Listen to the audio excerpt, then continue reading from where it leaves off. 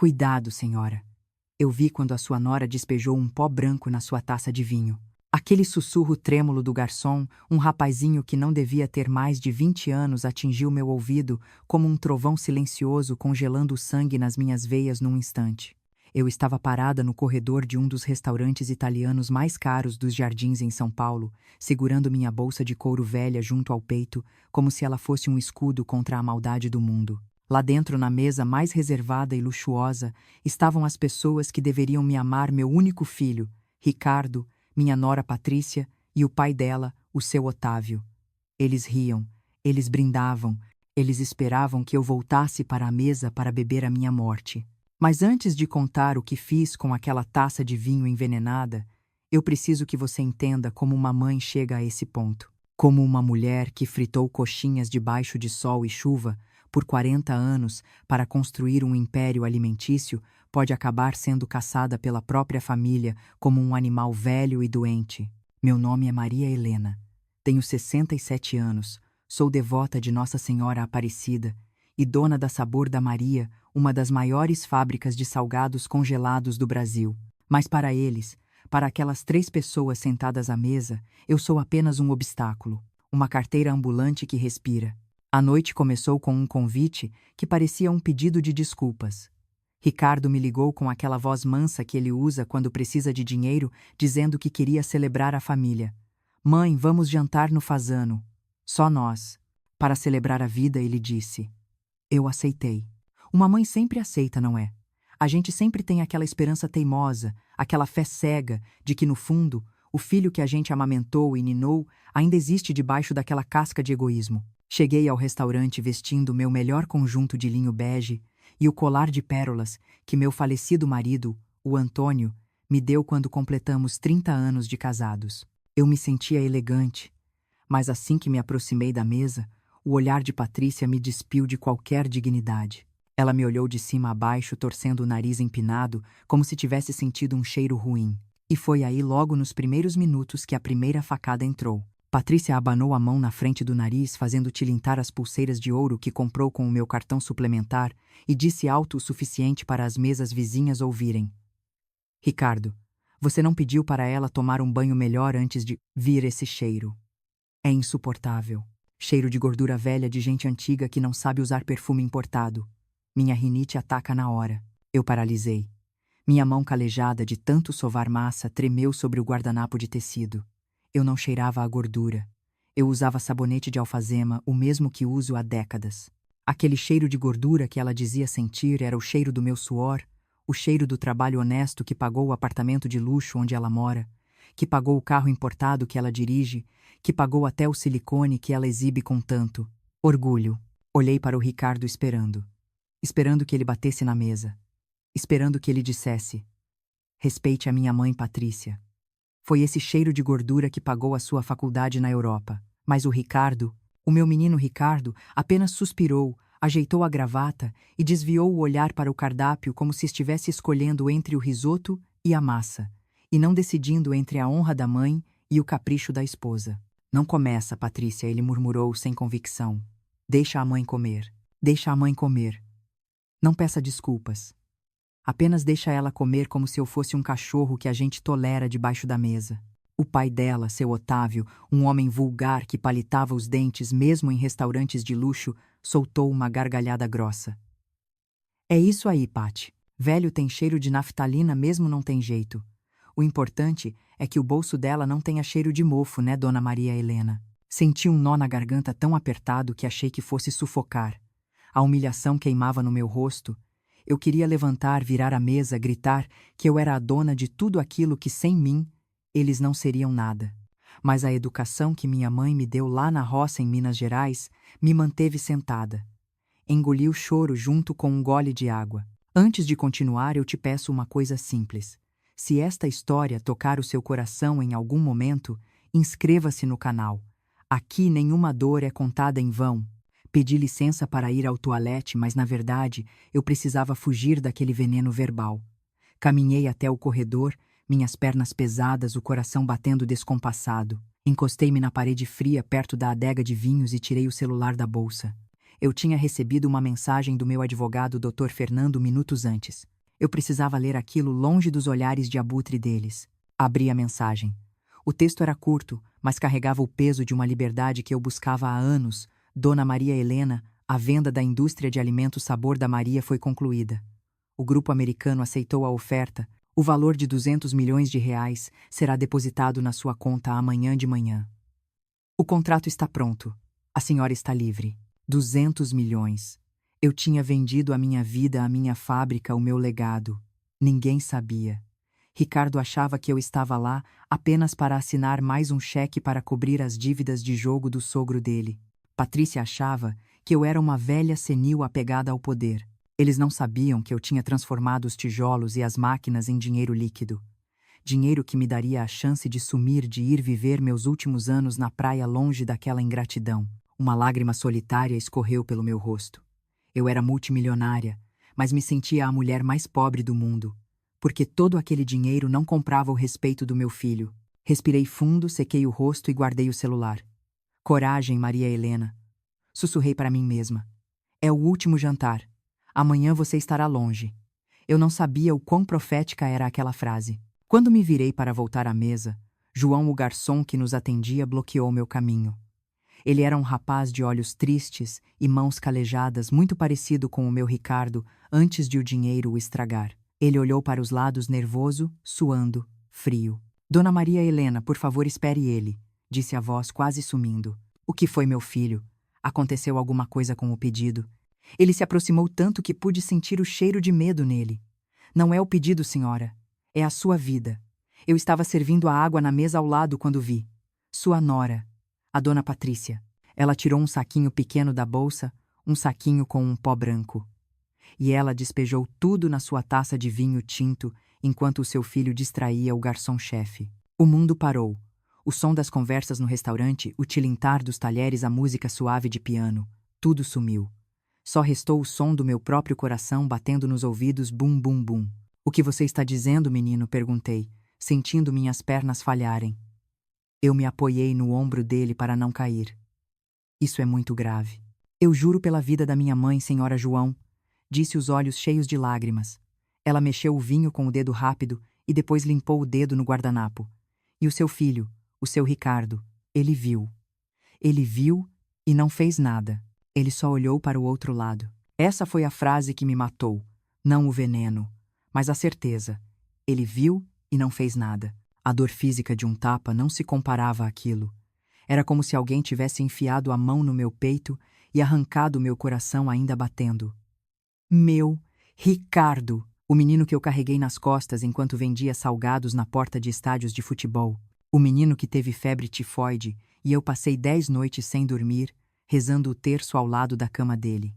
Ele viu a mulher colocar veneno no copo da mãe e olhou para o outro lado. Dona Maria Helena João chamou preocupado. A senhora quer que eu chame a polícia? Quer que eu jogue o vinho fora? Levantei a cabeça. Olhei nos olhos daquele rapaz estranho que estava salvando a minha vida enquanto meu próprio sangue queria tirá-la. Naquele momento, a tristeza deu lugar a algo frio, duro e afiado. Uma raiva antiga ancestral. A raiva de uma mãe que cansou de perdoar. Não, eu disse, a voz saindo firme e irreconhecível até para mim. Não chame ninguém. E não toque naquela taça. Mas, senhora, volte para o seu trabalho, João. Haja como se nada tivesse acontecido. Sirva a água. Sorria. Deixe o resto comigo. Tirei uma nota de 100 reais da bolsa e coloquei no bolso dele, apertando a mão dele com a minha. Obrigada, meu filho. Você foi mais filho para mim hoje do que aquele que eu pari. Ele assentiu e saiu ainda assustado. Eu fiquei ali mais um minuto. Rezei uma Ave Maria, não pedindo perdão, mas pedindo força. Minha Nossa Senhora Aparecida, cubra-me com seu manto. Se meu marido Antônio estiver aí em cima, peça para ele guiar a minha mão agora. Porque eu não vou morrer hoje. Não pelas mãos deles. Caminhei de volta para a mesa. A cada passo eu me sentia mais pesada e ao mesmo tempo mais poderosa. Eu os via de longe. Patrícia sorria ansiosa, os olhos fixos na minha taça de vinho intocada. Ricardo tamborilava os dedos na mesa nervoso, o suor brilhando na testa. Seu Otávio já estava com a boca cheia, comendo o antepasto como um animal faminto. Eles pareciam hienas esperando a carcaça. Mal sabiam eles que a leoa ainda estava viva. Sentei-me. O cheiro do perfume enjoativo da Patrícia invadiu minhas narinas novamente. Demorou, sogrinha, ela disse com uma doçura falsa que me deu náuseas. Estávamos esperando a senhora para o brinde. O vinho vai esquentar. Olhei para a taça à minha frente. O líquido escuro parecia sangue coagulado. Ali dentro estava o meu fim. Ali dentro estava a resposta para o amor que eles tinham por mim. Desculpe, eu disse abrindo um sorriso que não chegou aos meus olhos. Estava apenas lavando as mãos. Sabe como é, a gente precisa se limpar das sujeiras do dia a dia. Peguei a taça. A mão de Ricardo tremeu sobre a toalha. Ele sabia. Ele sabia e estava deixando acontecer. Um brinde, propôs Otávio, erguendo o copo dele cheio de uísque. À família e ao dinheiro que mantém a família unida. A família, Patrícia repetiu, os olhos brilhando de ganância. Eu levantei a minha taça. Mas num movimento calculado fingi um espasmo, um tremor de velha e deixei meu braço esbarrar com força na garrafa de água. A garrafa tombou, derramando água na toalha bem na direção do seu Otávio. Ai, meu Deus! Que desastrada! Gritei, fingindo pânico. Cuidado, sua velha inútil! Otávio gritou, levantando-se para não molhar a calça. Na confusão, no caos de guardanapos voando e cadeiras arrastando, enquanto todos olhavam para a mancha de água na calça do Otávio, minha mão esquerda, rápida, como a de uma ilusionista, trocou a minha taça envenenada pela taça de vinho vazia. Estava ao lado do prato do Otávio que ele usaria para acompanhar o jantar. Foi questão de segundos. Ninguém viu. Apenas João, lá no fundo do salão, arregalou os olhos. Quando a confusão cessou, Otávio sentou-se novamente resmungando. Desculpe, seu Otávio, eu disse com a voz mansa. Deixe-me servir um vinho para o senhor para compensar o susto. Peguei a garrafa e enchi a taça que agora estava na frente dele. A taça que continha o pó branco agora dissolvido e misturado com o vinho novo. Sirva logo, ele grunhiu, pegando a taça sem nem olhar. Pelo menos o vinho é caro. Beba, Otávio, eu disse olhando fixamente para ele. Beba até a última gota. Dizem que esse vinho faz milagres para a saúde. Ele virou a taça de uma vez. Eu segurei a minha própria taça agora limpa, mas não bebi. Apenas observei. O relógio na parede tiquetaqueava. 1, 2, 3 minutos. De repente, Otávio soltou o garfo. O barulho de metal batendo na porcelana foi o início do fim. Ele levou a mão à garganta. Os olhos dele, antes cheios de ganância, agora estavam arregalados de terror puro. Uma espuma branca começou a borbulhar no canto da boca dele. Pai, Patrícia gritou. Eu continuei sentada imóvel como uma estátua de pedra, assistindo ao começo da minha vingança. O caos explodiu no restaurante Fazano em questão de segundos. Seu Otávio caiu no chão, puxando a toalha de mesa com ele, derrubando cristais e prataria num estrondo ensurdecedor. O corpo dele se contorcia em espasmos violentos, a espuma branca escorrendo pelo queixo e manchando o carpete caro. Era uma cena grotesca, quase teatral, se não fosse tragicamente real. Pai, pai! O que está acontecendo? Patrícia gritava ajoelhada ao lado dele com os olhos arregalados de pavor. Ela sacudia o homem, mas ele não respondia. Os olhos dele estavam revirados, mostrando apenas o branco, perdidos em algum lugar entre a vida e a morte. Ricardo estava paralisado. Ele olhava para o sogro, depois para a taça vazia, depois para mim. E naquele olhar eu vi o reconhecimento. Ele sabia. Ele sabia o que tinha acontecido. Ele sabia que o veneno destinado a mim estava agora correndo nas veias do pai da mulher que ele amava mais do que a própria mãe. Alguém chame uma ambulância, um cliente gritou de uma mesa próxima. Não, Patrícia berrou, virando-se para o salão com um desespero selvagem. Não chamem ninguém. É epilepsia. Ele tem isso. É normal. Nós vamos levá-lo para casa. Ricardo, me ajuda. Vamos levá-lo para o Dr. Roberto. Agora. Dr. Roberto. O nome ecoou na minha mente. Aquele era o médico amigo da família. O médico que assinava receitas sem ver o paciente. O médico que encobria os vícios e os segredos sujos daquela gente. Patrícia não queria salvar o pai. Ela queria esconder o crime. Se Otávio fosse para um hospital público, ou mesmo para um particular sério, fariam exames toxicológicos e encontrariam o veneno. Não mexam nele, uma voz firme ordenou. Era o gerente do restaurante tentando manter a ordem. Saiam da frente. Vocês não sabem com quem estão falando. Patrícia gritava histérica, tentando levantar o corpo pesado do pai. Ricardo, seu inútil, me ajuda. Ricardo deu um passo à frente, trêmulo, suando frio. Ele olhou para mim de novo. Um pedido mudo de socorro, de perdão ou de cumplicidade. Eu não me movi. Permaneci sentada com as mãos cruzadas, sobre o colo assistindo ao espetáculo da ganância se autodestruindo. Dona Maria Helena João sussurrou atrás de mim, a voz cheia de medo. A senhora está bem. Estou viva. João respondi, sem tirar os olhos do meu filho. Pela graça de Deus e pela sua coragem eu estou viva. A vida de Dona Maria Helena mudou naquele instante. Você está nos acompanhando de qual cidade do Brasil? Escreva nos comentários, adoraria saber quem está aqui comigo. Foi então que decidi intervir. Não por piedade deles, mas porque a justiça precisava ser feita da maneira certa. Levantei-me devagar, alisei a saia do meu vestido de linho e caminhei até onde eles estavam. Não o toquem, eu disse com uma voz que não parecia a minha. Era uma voz de comando, a voz da mulher que liderou 500 funcionários por décadas. Ele não vai para o Dr. Roberto. Ele vai para o Hospital das Clínicas. Agora. Patrícia levantou a cabeça, os cabelos loiros desgrenhados, o rosto manchado de rímel. Ela me olhou com um ódio tão puro que, se pudesse, teria me matado ali mesmo com as próprias mãos. Cala a boca, sua velha maldita. A culpa é sua. Você fez isso. Eu perguntei, erguendo uma sobrancelha. Eu apenas servi o vinho que você trouxe, minha querida. O vinho que você preparou com tanto carinho. Não foi. A frase pairou no ar pesada. Ricardo engoliu seco.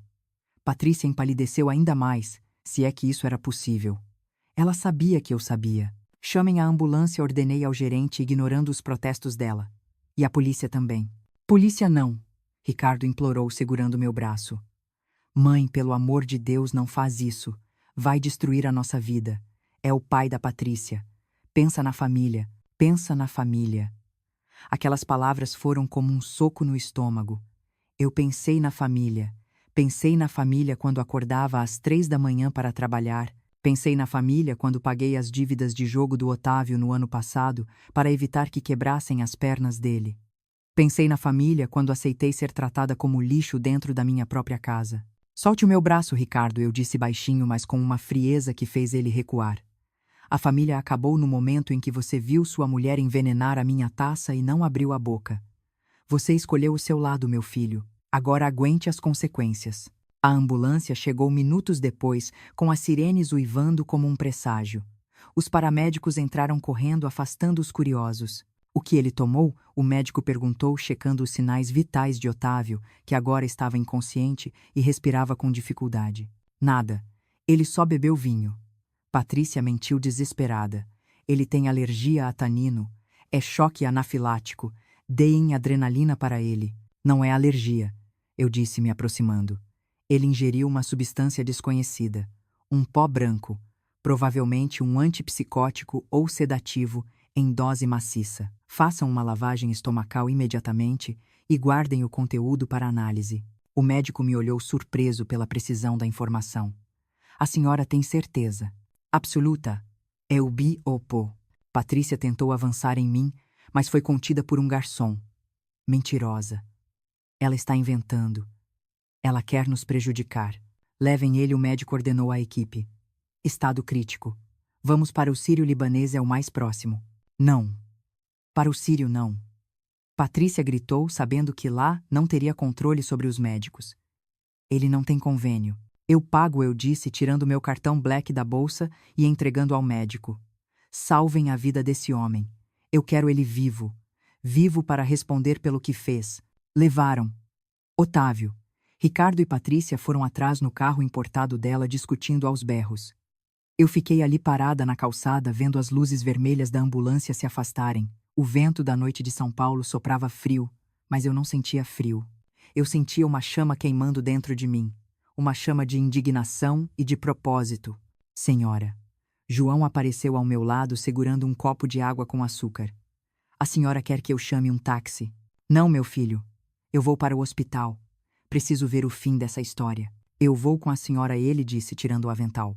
Não vou deixar a senhora sozinha com aquela gente. Olhei para ele.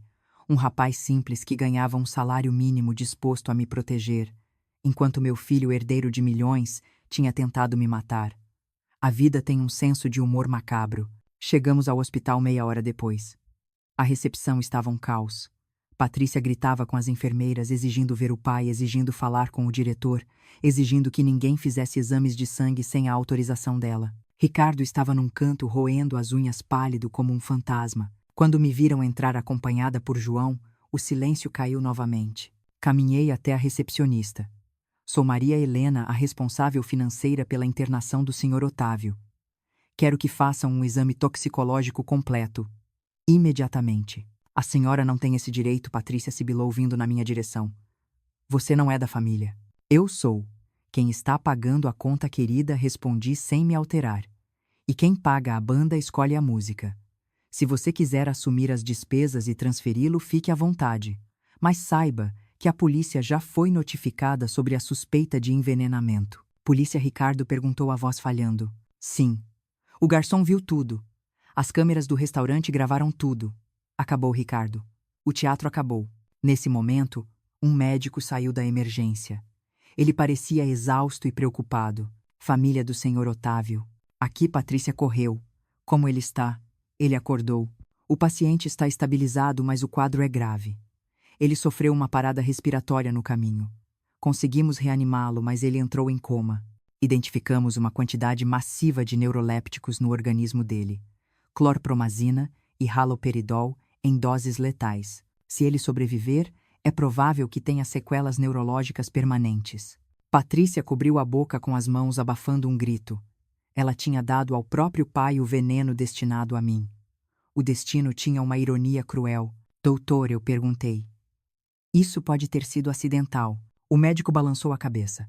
Impossível. A quantidade encontrada no estômago dele é equivalente a 20 comprimidos. Ninguém toma isso por engano. Alguém administrou isso a ele. Ricardo caiu sentado na cadeira de espera, as mãos na cabeça. Meu Deus. Meu Deus. Eu me aproximei dele. Patrícia estava ocupada chorando e falando ao celular com algum advogado. Fiquei de pé na frente do meu filho. Por quê?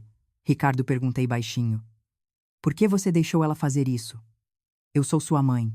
Ele levantou o rosto. Estava molhado de lágrimas e suor. Mãe. A gente precisava do dinheiro. O Otávio. Ele deve muito dinheiro. Para gente perigosa. Agiotas. Eles ameaçaram a Patrícia. Ameaçaram a gente. Disseram que se não pagássemos até o fim do mês, eles iam fazer mal para nós. E a solução foi me matar, perguntei, sentindo meu coração se partir em 1000 pedaços. Não era para matar ele, disse desesperado. A Patrícia disse que era só para te deixar. Confusa. Para a gente poder pedir a interdição. Para a gente conseguir controlar a venda da fábrica. Ela jurou que não ia te matar, mãe. Só ia te deixar. Incapaz. Incapaz. Eles queriam me transformar num vegetal. Numa velha babona num asilo enquanto gastavam o dinheiro que eu suei sangue para ganhar. Era pior do que a morte. Era a anulação da minha existência. Você é um fraco, Ricardo, eu disse com nojo. Um covarde. Você preferiu destruir a sua mãe a enfrentar os seus problemas como um homem. Eu te dei tudo. E você me deu isso. Mãe, me ajuda. Eu não sei o que fazer. Agora você vai rezar, eu disse virando as costas.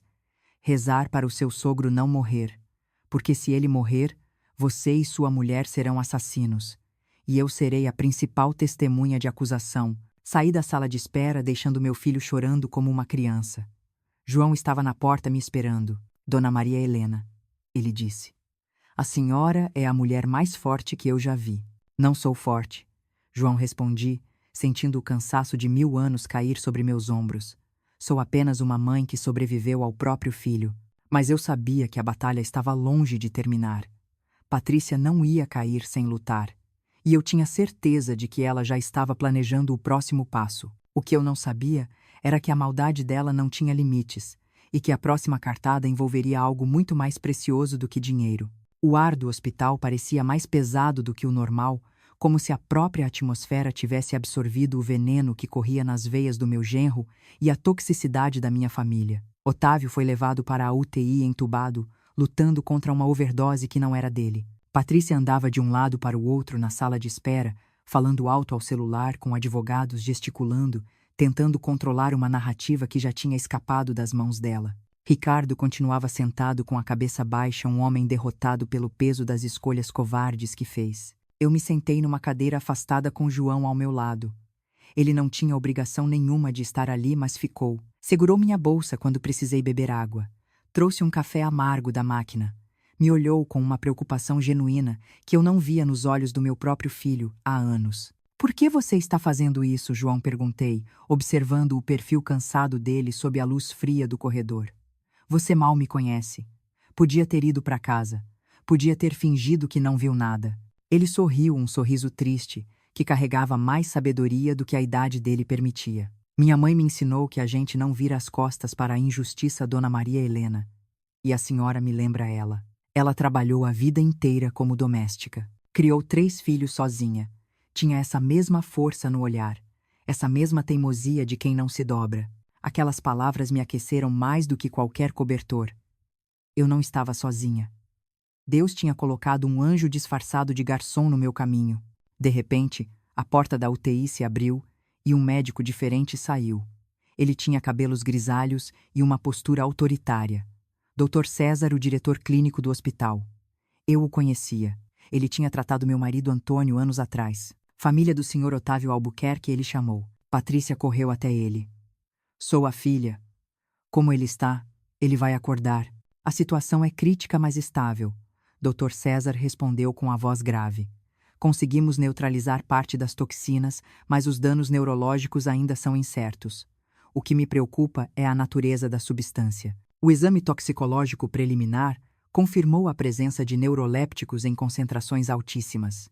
Isso não é uma intoxicação alimentar nem uma reação alérgica. Isso é envenenamento. Patrícia tentou interromper, mas o médico levantou a mão. "E tem mais. A polícia já está aqui. Eles querem falar com todos que estavam na mesa." 2 policiais civis entraram na sala de espera. Um deles, um homem corpulento com um bloco de notas, olhou para nós. "Quem é Maria Helena?" "Sou eu", respondi, levantando-me. "A senhora precisa nos acompanhar. Temos algumas perguntas sobre o incidente." Patrícia soltou uma risada histérica. "Ela. Foi ela. Ela trocou as taças. Ela tentou matar meu pai." Os policiais olharam para ela, depois para mim. Eu mantive a calma. "Eu troquei as taças, sim, oficial.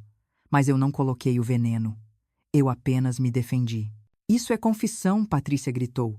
"Prendam ela. Ela é uma assassina." Calada, o policial ordenou. "Vamos ouvir todos separadamente. Senhora Maria Helena, por favor." Fui levada para uma sala pequena usada para dar más notícias aos familiares. O policial fechou a porta e sentou-se à minha frente. Contei tudo. Desde o convite para o jantar, os insultos sobre o meu cheiro, o aviso do João, a troca das taças. Não escondi nada, não aumentei nada. A verdade nua e crua era a minha única arma. "E o garçom pode confirmar isso?" o policial perguntou. "Sim. Ele está lá fora. O nome dele é João." Quando saí da sala, vi Ricardo sendo interrogado no corredor. Ele estava suando, gaguejando. Ele olhou para mim implorando com os olhos para que eu o salvasse, para que eu dissesse que foi tudo um mal-entendido. Mas eu passei reto. Eu não ia salvar quem me jogou aos leões. O policial chamou João. Ele entrou de cabeça erguida. Meia hora depois saiu. O policial veio até mim. "Dona Maria Helena, o depoimento do garçom corrobora a sua história. E solicitamos as imagens das câmeras de segurança do restaurante. Se elas confirmarem o que o senhor João disse, a situação da sua nora vai ficar muito complicada." Patrícia ouviu isso e surtou. Ela avançou em minha direção, as unhas prontas para arranhar meu rosto. "Sua velha desgraçada. Você planejou tudo. Você sabia. Você queria que meu pai morresse para ficar com o dinheiro do Ricardo. Você é o demônio." Os policiais a seguraram. Ela se debatia gritando insultos que eu não ouso repetir. Ricardo tentava acalmá-la, mas ela o empurrou. "Me solta, seu frouxo. A culpa é sua.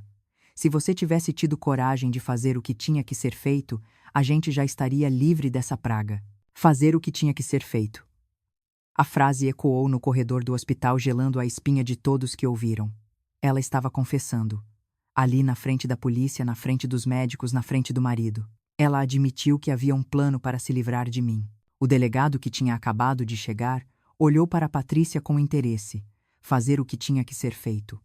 A senhora gostaria de explicar isso melhor na delegacia. Patrícia percebeu o erro. Ela calou a boca, mas o olhar de ódio que me lançou prometia vingança. Enquanto isso, meu celular vibrou. Era uma mensagem do Dr. Fernando, meu advogado. Dona Maria conseguia acesso preliminar às contas da empresa que o Ricardo administra. A situação é pior do que imaginávamos. Não é só má gestão. Há desvios sistemáticos para contas em paraísos fiscais. E há algo mais. Encontrei registros de que caminhões da sua frota foram usados para transporte de carga não declarada. Estamos falando de contrabando Maria Helena, contrabando de eletrônicos e possivelmente substâncias ilícitas. Senti minhas pernas falharem novamente. Sentei-me na cadeira de plástico duro sentindo o mundo girar. Contrabando. Meu filho, o menino que eu ensinei a devolver o troco da padaria, se viesse a mais, estava envolvido com contrabando. Não era apenas ganância. Era crime organizado. Ricardo se aproximou de mim cauteloso. Mãe, você está pálida. O que foi? Olhei para ele. Não vi meu filho. Vi um estranho. Um criminoso que usava o rosto do meu Ricardo. Você sabia? Perguntei num sussurro que só ele podia ouvir. Você sabia que os caminhões da Sabor da Maria estavam carregando mais do que coxinhas? O rosto dele ficou cinza. Como? Como você sabe disso? Eu sei de tudo, Ricardo. Eu sei das contas nas Ilhas Cayman. Eu sei das dívidas de jogo do Otávio. Eu sei do veneno. E agora eu sei do contrabando. Ele caiu de joelhos na minha frente ali mesmo no meio do hospital. Mãe, pelo amor de Deus. Eles me obrigaram. O Otávio. Ele deve para gente muito perigosa. Eles disseram que iam matar a Patrícia. Que iam matar você. Eu tive que deixar eles usarem os caminhões. Era a única forma de pagar a dívida. E a solução final era me matar para herdar tudo e pagar o resto, perguntei, sentindo uma dor física no peito, como se estivesse tendo um infarto. Não. Nunca. Ele chorou agarrando minhas mãos. A Patrícia disse que era só para te interditar, dizer que você estava esclerosada, que não podia mais gerir a empresa. O remédio era para te deixar confusa, ter alucinações em público. Ninguém ia acreditar em você. A gente ia assumir a curatela e vender a fábrica para pagar os agiotas. Eu nunca quis te matar, mãe. Eu juro. Ele estava confessando um crime hediondo como se fosse uma travessura de criança. Me interditar, me fazer passar por louca, me trancar num asilo enquanto eles dilapidavam o trabalho de uma vida inteira. Soltei minhas mãos das dele com nojo. Levante-se, Ricardo. Você me dá náuseas. Mãe, não me chame de mãe. Uma mãe cria um homem. Eu não sei o que eu criei, mas não é um homem. É um rato. Nesse momento, a porta da UTI se abriu novamente. O Dr. César saiu parecendo ainda mais grave. Conseguimos estabilizar o Sr. Otávio, mas ele entrou em coma profundo. As próximas 24 horas serão decisivas. Se ele acordar, é provável que tenha sequelas motoras severas. Talvez fique paralisado. Paralisado. O homem que zombou da minha caminhada lenta, que me chamou de velha inútil agora, poderia ficar preso numa cama para sempre. A justiça divina tem formas misteriosas e terríveis de agir. Patrícia ouviu a notícia e desmaiou. Foi um baque surdo no chão de linóleo. Enfermeiros correram para atendê-la. Ricardo ficou lá parado olhando para o nada como se a alma tivesse abandonado o corpo. Eu me virei para João. Vamos embora, meu filho. Não tenho mais nada para fazer aqui.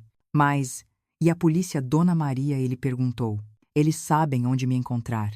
E eu tenho muito o que conversar com o meu advogado. Saímos do hospital. A noite de São Paulo estava fria e úmida. O vento batia no meu rosto, secando as lágrimas que eu nem sabia que estava derramando. Eu tinha entrado naquele restaurante como uma mãe esperançosa. Estava saindo como uma mulher sozinha, traída, mas viva. E com uma missão. Eu ia destruir aquele esquema. Ia limpar o nome da minha empresa. E ia fazer com que cada um deles pagasse pelo que fez. Doa a quem doer. Mesmo que doesse em mim. Enquanto caminhávamos até o ponto de táxi, João segurou meu braço. Dona Maria, olha aquilo. Ele apontou para um carro preto estacionado do outro lado da rua. Vidros escuros, motor ligado. Parecia estar nos observando. Quando olhei, o carro arrancou bruscamente e sumiu na esquina. Eles estão nos vigiando, João disse com um arrepio. Os agiotas. Os comparsas do contrabando. Dona Maria, a senhora está em perigo.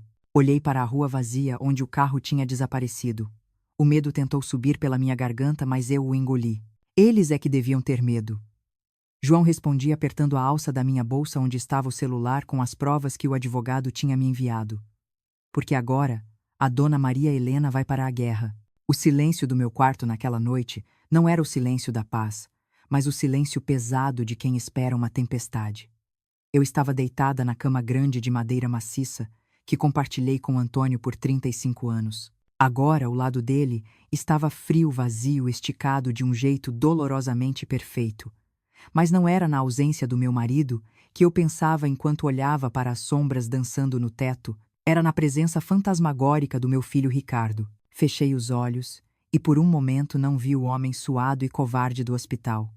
Vi o menino de 6 anos que correu para o meu colo com o joelho ralado, chorando porque tinha caído da bicicleta. Mãe dói, ele soluçava. E eu beijei o machucado, coloquei um band-aid colorido e disse: vai passar, meu amor. A mamãe está aqui. Eu sempre estive lá.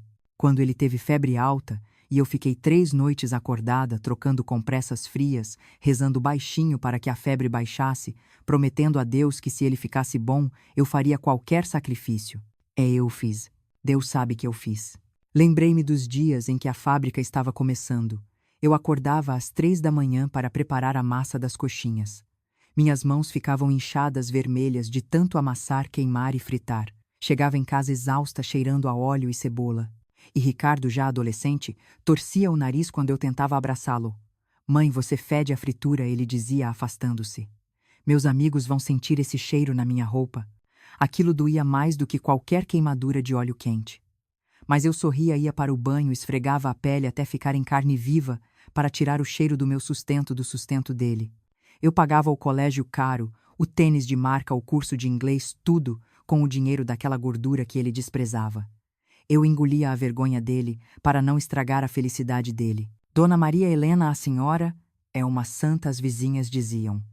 Criar esse menino com tanto luxo trabalhando desse jeito não era santidade, era cegueira. A cegueira de uma mãe que acha que amor compra caráter. Mas a memória mais dolorosa não era a do cheiro de gordura. Era a do dia em que ele trouxe Patrícia para casa pela primeira vez.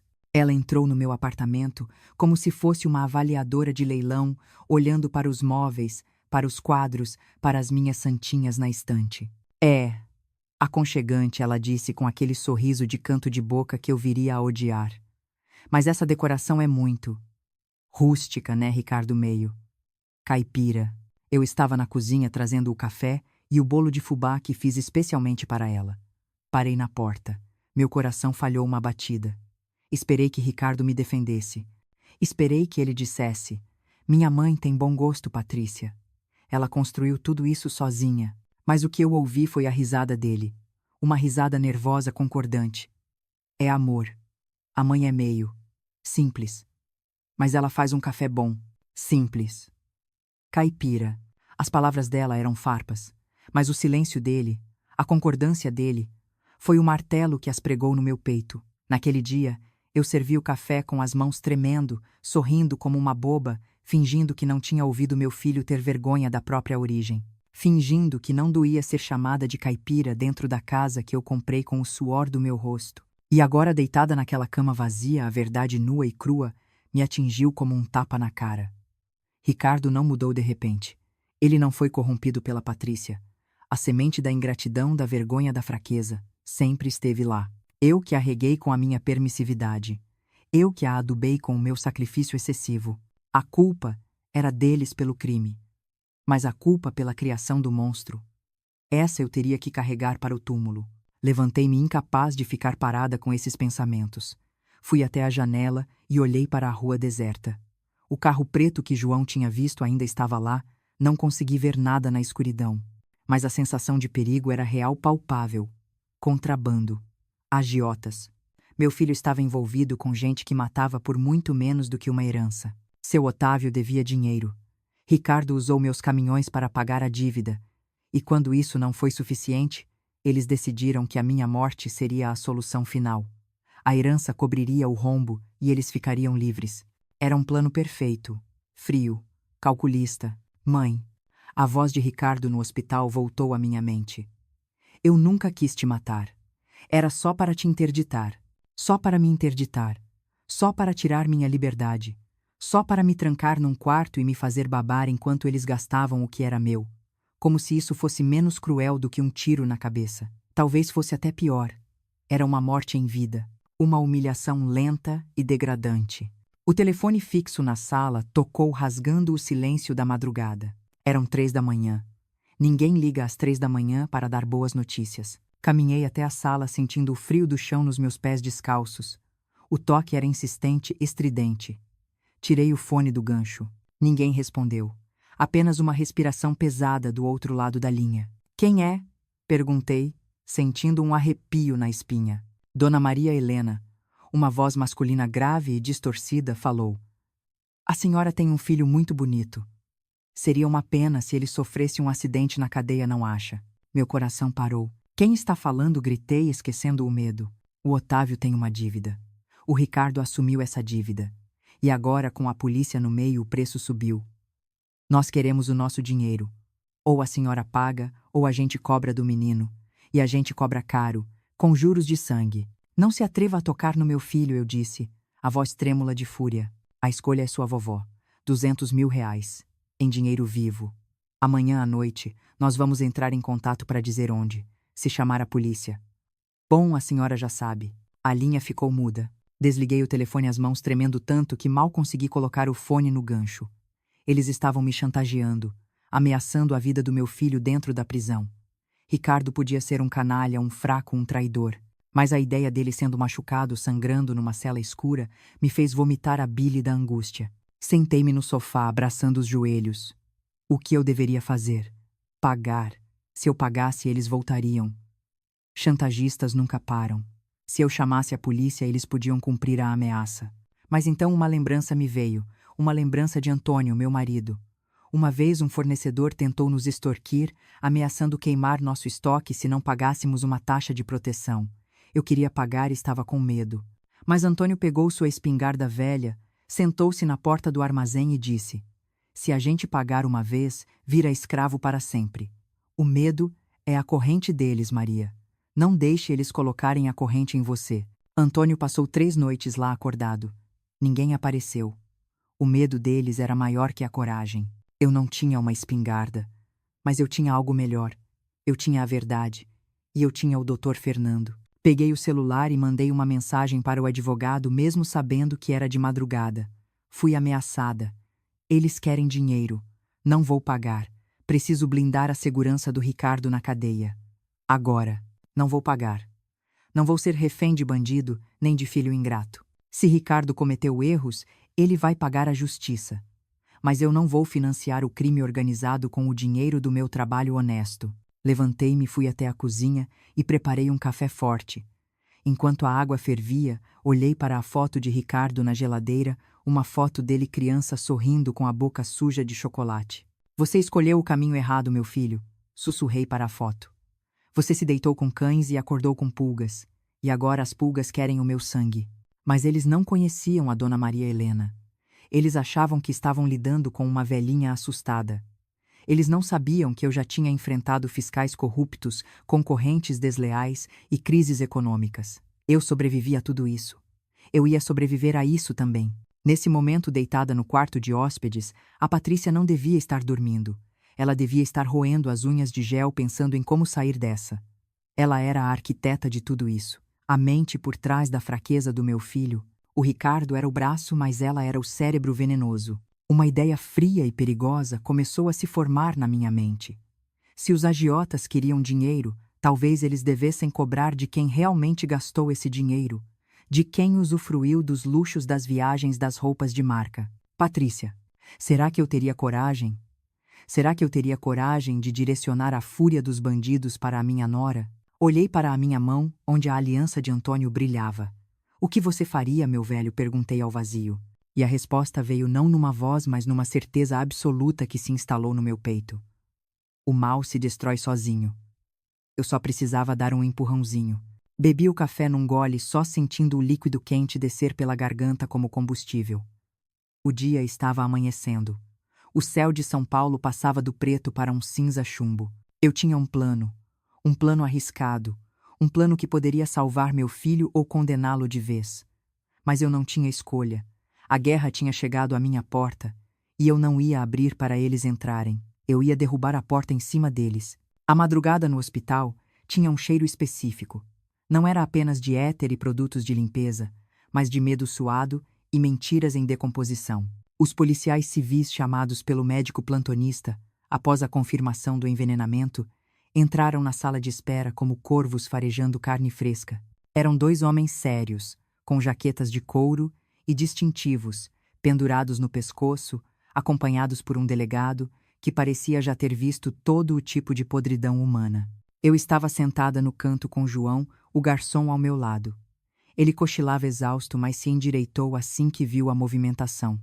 Do outro lado, Ricardo e Patrícia estavam em um canto sussurrando. Vi o momento exato em que o pânico tomou conta dos olhos da minha nora. Ela sabia que o cerco estava se fechando. O pai dela estava em coma, possivelmente morrendo pelo veneno que ela mesma administrou, e agora a lei estava ali materializada em homens armados. Quem são os familiares de Otávio Albuquerque? O delegado perguntou, a voz rouca ecoando no corredor silencioso. Sou eu, Patrícia, respondeu levantando-se. A voz dela tremia, mas ela tentou manter aquela postura arrogante de quem acha que o sobrenome compra imunidade. Sou a filha, e exijo saber por que a polícia está aqui. Meu pai teve um mal súbito, uma reação alérgica. A senhora pode chamar do que quiser, o delegado cortou seco. Mas o laudo médico preliminar aponta intoxicação exógena por substância controlada. Em português, claro envenenamento. E como ele estava jantando com a família, todos aqui são suspeitos, até que se prove o contrário. Foi nesse instante que vi a cena que me revirou o estômago, mas que também selou o destino do meu filho. Patrícia, numa atuação digna de prêmio, desabou em choro e abraçou Ricardo. Ela enterrou o rosto no peito dele, soluçando alto. Amor, eu estou com tanto medo. Eles acham que fomos nós. Ricardo, meu filho tolo, meu filho cego, a abraçou de volta tentando proteger. Lá. Calma, Pati. Ninguém vai acusar a gente. Foi um acidente. Mas eu vi. Meus olhos de mãe aguçados pela traição viram o que ninguém mais viu. Enquanto ela o abraçava com o braço esquerdo, a mão direita dela deslizou sorrateiramente para dentro do bolso do paletó dele. Foi um movimento rápido, preciso, de quem já roubou carteiras ou almas. Ela depositou algo ali. Algo pequeno. E depois se afastou limpando as lágrimas falsas, deixando meu filho marcado como o boi de piranha. Ouvir até o fim é o primeiro passo para não se calar mais. Se você está do lado da verdade, deixe seu like. Como você reagiria no lugar de Maria Helena vendo seu filho ser usado como bode expiatório pela própria esposa? Precisamos revistar os pertences de todos, o delegado anunciou. Procedimento padrão. Se não tiverem nada a esconder, não haverá problema. Isso é um absurdo, Patrícia gritou indignada. Vocês não têm mandado. Temos causa provável e um crime em flagrante, minha senhora. Abram as bolsas e esvaziem os bolsos. Agora. Eu entreguei minha bolsa sem hesitar. João fez o mesmo. Patrícia, relutante, abriu sua bolsa de grife. Batom, celular, carteira. Nada. Ela sorriu, um sorriso de canto vitorioso e cruel. Chegou a vez de Ricardo. Ele parecia confuso, atordoado pela rapidez dos eventos. Eu não tenho nada. Só minha carteira e as chaves do carro. Ele enfiou as mãos nos bolsos da calça. Nada. Depois levou a mão ao bolso interno do paletó. A expressão dele mudou. De confusão para choque puro. Seus dedos se fecharam em torno de algo que não deveria estar ali. Ele puxou a mão devagar, como se tivesse tocado em fogo. Na palma da mão dele, brilhando sob a luz fluorescente, estava um pequeno frasco de vidro âmbar sem rótulo, contendo um resto de pó branco. O delegado arrancou o frasco da mão dele num movimento rápido. O que é isso, senhor Ricardo? Ele perguntou, erguendo o vidro contra a luz. Eu não sei. Ricardo gaguejou, os olhos arregalados de terror. Isso não é meu. Eu nunca vi isso na vida. Não é seu, o delegado ironizou. Estava no seu bolso. O senhor tem o hábito de carregar frascos de pó desconhecido para jantares de família. Ricardo olhou para Patrícia buscando apoio, buscando uma explicação. Pati. Você viu? Eu não tinha isso. E então, a máscara caiu. Patrícia se afastou dele como se ele tivesse lepra. Ela levou as mãos à boca numa expressão de horror perfeitamente ensaiada. Ricardo.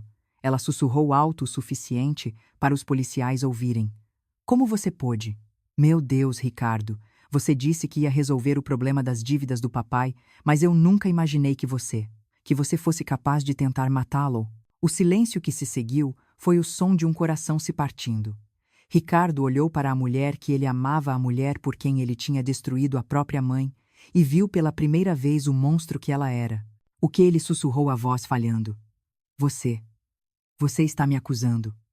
Foi você. Você me abraçou agora mesmo. Você colocou isso no meu bolso. Patrícia gritou histérica. Seu doente, você quer colocar a culpa em mim.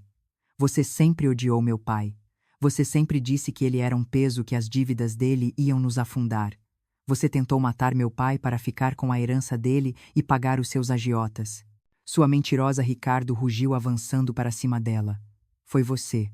Você colocou o veneno na taça da minha mãe.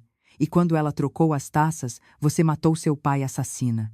Os policiais seguraram Ricardo antes que ele pudesse tocar nela. Ele se debatia chorando, gritando verdades que agora pareciam mentiras de um homem desesperado. Ela queria matar a minha mãe. Ela queria o dinheiro da fábrica. Eu só queria ajudar. Eu sou um idiota, mas não sou assassino. Eu assisti a tudo aquilo sentada imóvel.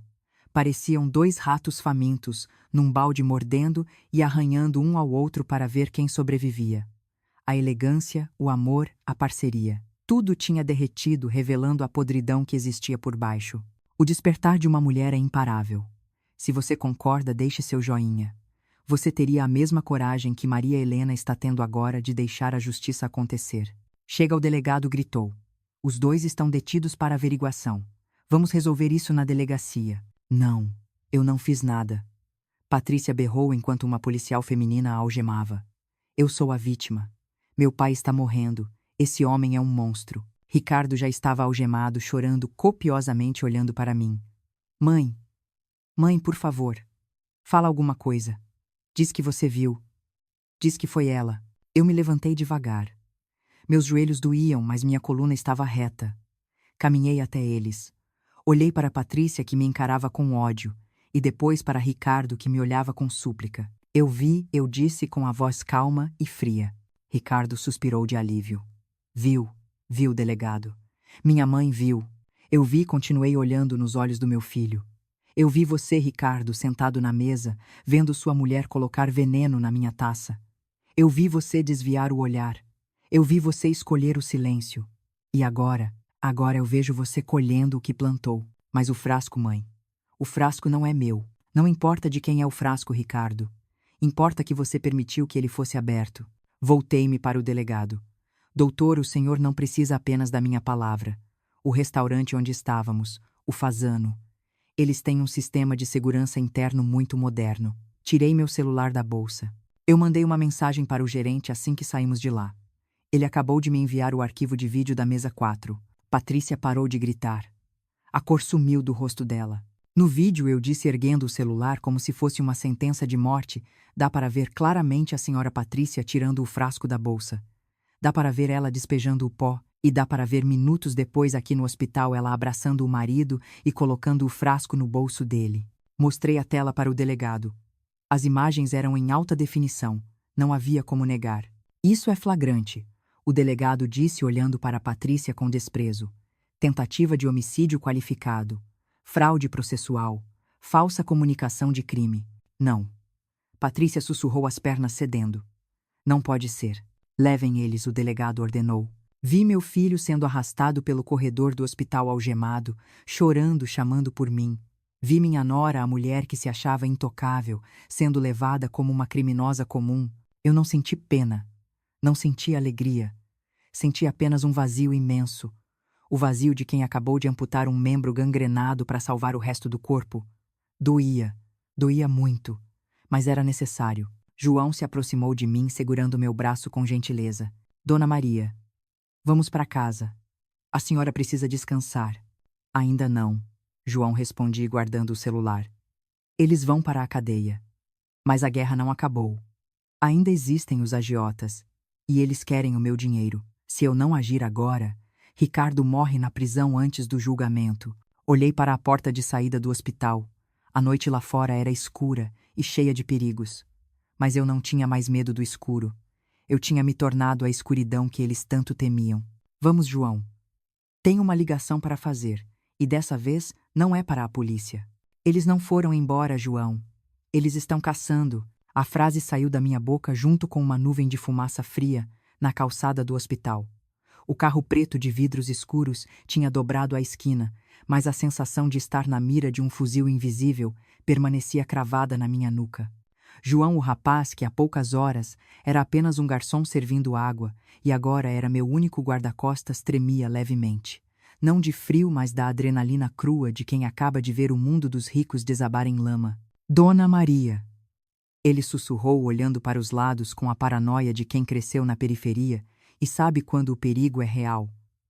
A senhora disse que tinha uma ligação para fazer, mas quem a gente chama quando a polícia já levou a família e os bandidos continuam soltos? A gente chama quem sabe onde os ossos estão enterrados, meu filho. Tirei o celular da bolsa. Meus dedos calejados de 40 anos de trabalho digitaram o número do Dr. Fernando. Eram 3 da manhã. Mas advogados criminalistas que cuidam de fortunas não dormem. Eles cochilam com o olho aberto esperando o telefone tocar.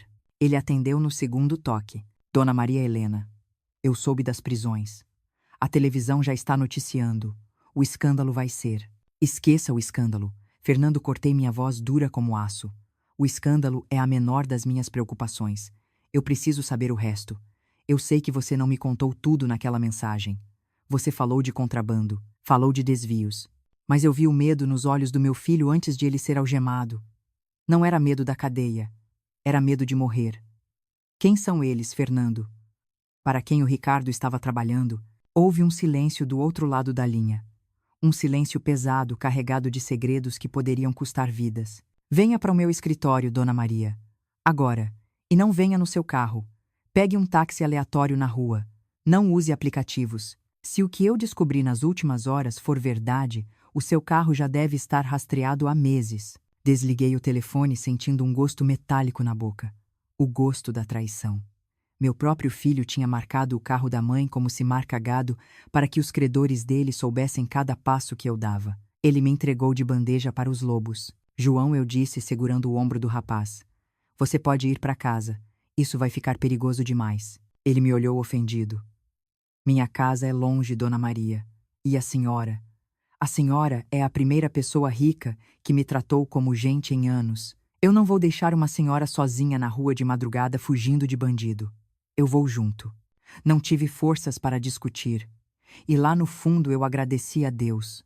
A solidão naquela noite seria insuportável. Pegamos um táxi velho que passava na avenida.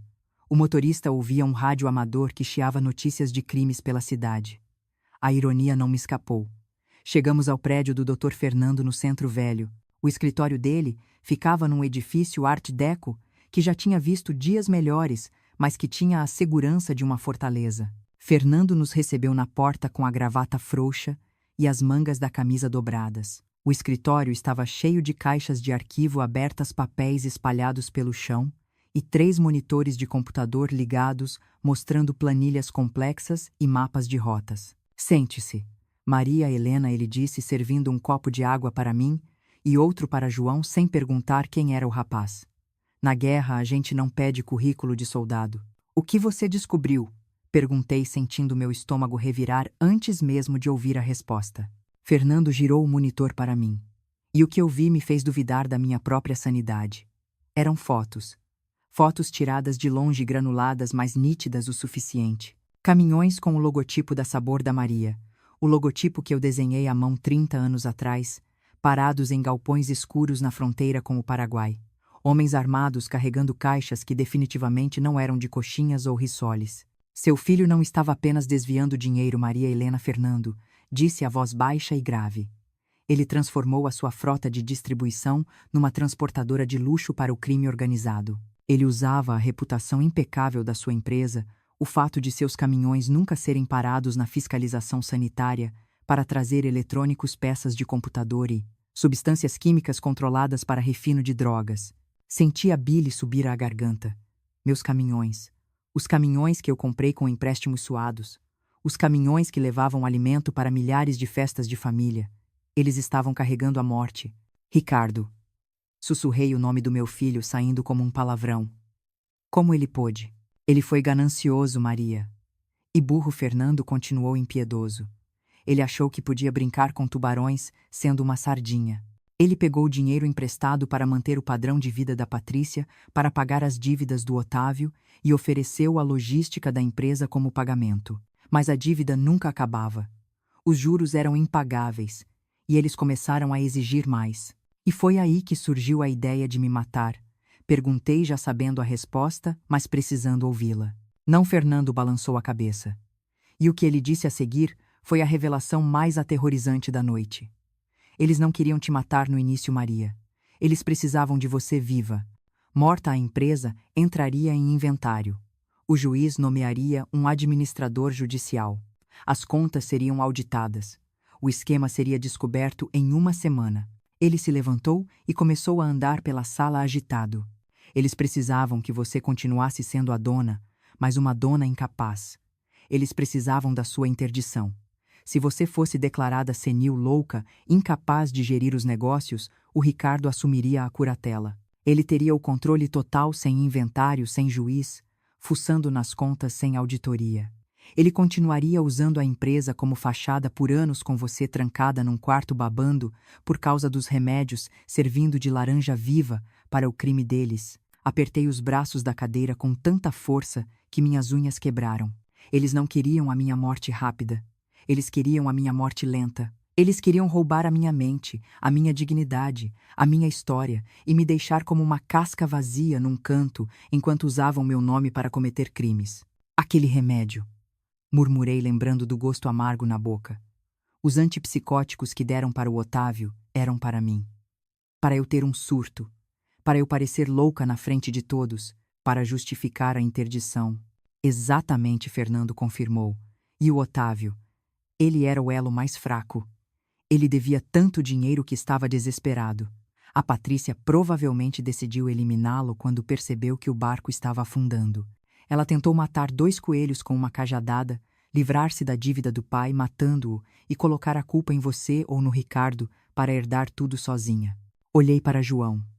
O rapaz estava branco, os olhos arregalados de horror.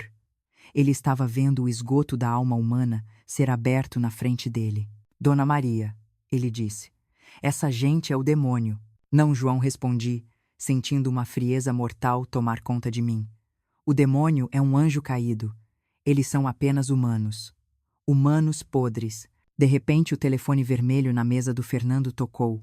Era uma linha privada que poucos tinham.